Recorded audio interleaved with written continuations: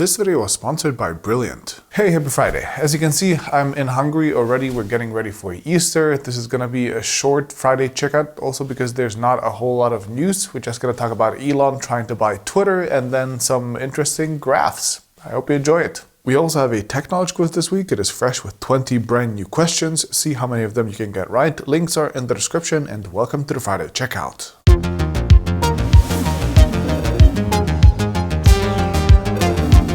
Okay, my release highlights this week start with the Vivo X Fold, another China-only or at least China-first foldable. It copies the Galaxy Fold 3's style but adds a few new ideas, including two in-screen fingerprint readers, ultra-thin glass that can survive 300,000 folds, and an alert slider probably borrowed from OnePlus. It also has a similar crease-free folding mechanism as newer foldables and fully flagship cameras from the X70 Pro Plus from last year, but sadly no waterproofing unlike Samsung. Then Anker also released its biggest ever battery, a 1229 watt-hour lithium-ion unit that weighs about 20 kilograms, has 6 AC outlets, a 100-watt USB-C power delivery port, and can power a whole exciting outdoor life that I wished I had, but actually don't. Then OnePlus announced the OnePlus Ace in China for some reason, which, if you're wondering, borrowed its name from the Oppo Reno Ace and all of its specs one-to-one from the Realme GT Neo 3, just in case the edges between these brands weren't blurry enough. And also new this week, an unusual new release in the form of the biggest comet we've ever found. This is a 500 trillion ton ice ball, 80 miles across, 2 billion miles away and closing in fast, though it will take until 2031 to get near us, and even then somewhere only about as close as Saturn. It's called the Bernardilli-Bernstein Comet, and it's looking pretty majestic.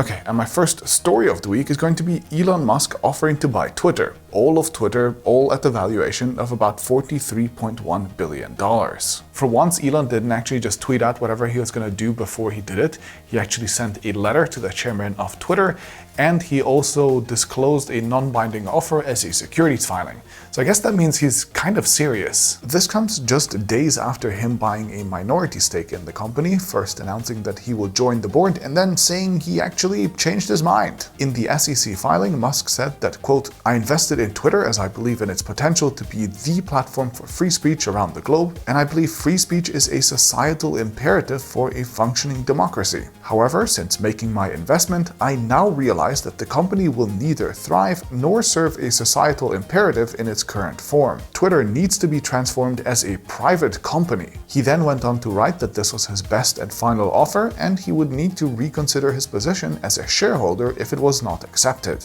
Now, whatever Elon says, we should keep in mind that he's an extremely unreliable narrator of his own future.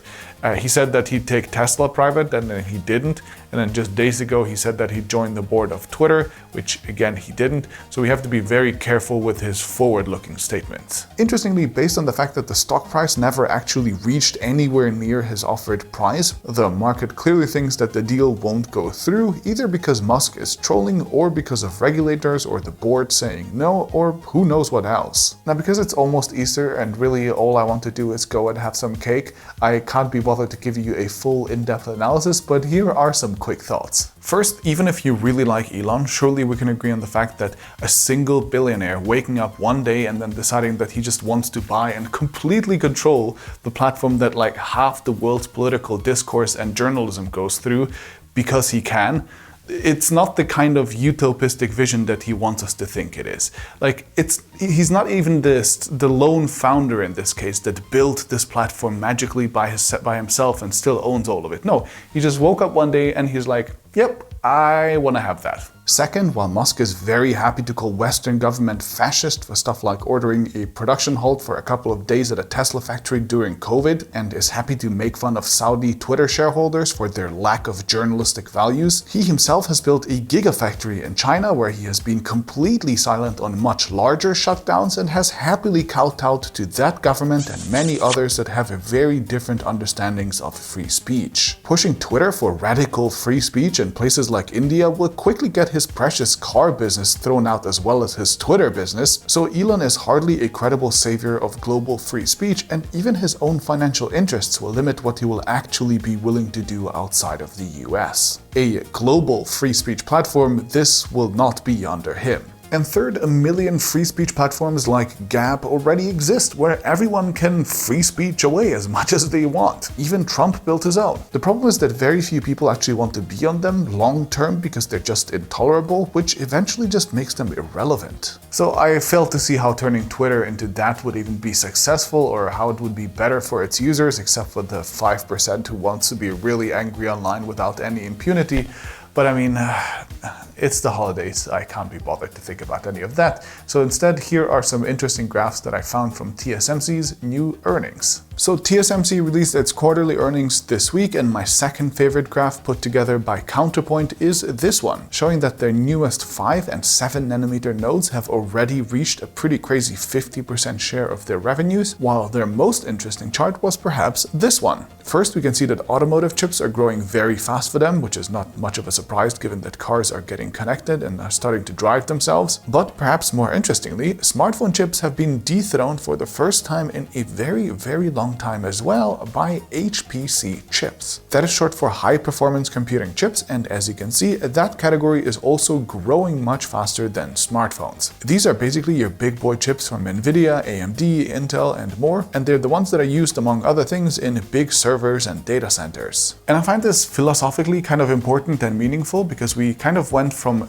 big stationary computers being the center of the universe in the computing world at least, all the way to smartphones becoming the hot new thing, all the computing power moving over to them, and that is kind of swinging back again now. TSMC makes like half the world's chips or something insane like that, so I feel pretty confident in saying that this is more or less an industry-wide trend as well. And I think that makes sense. I think phones have kind of become fast enough. I mean, there's no such thing as fast enough, of course, but they are kind of fast enough, and there's no burning need to improve their speeds anymore radically, whereas there's always an insatiable hunger for more computing power, for AI, machine learning, and various cloud workloads. Obviously, the future is cloud and AI and big data, and all the money will pour into big data centers and also hiring highly trained talents. So if I were to recommend a career, this would be it. And my sponsor Brilliant has fantastic courses to get you started in this area and to level up your skills. Brilliant is the interactive online learning platform for science, computer science, and engineering with 11 million students online. Their computer science classes go from basic theory all the way to applied areas like machine learning and AI if you really want to future-proof yourself. And their courses are really fun and effective in teaching you complicated concepts and useful skills because you get to practice everything you learn right away. It's a great place to start or to improve your existing skills, and the first 200 people who sign up using brilliant.org/TFC will also get 20% off their annual premium subscription.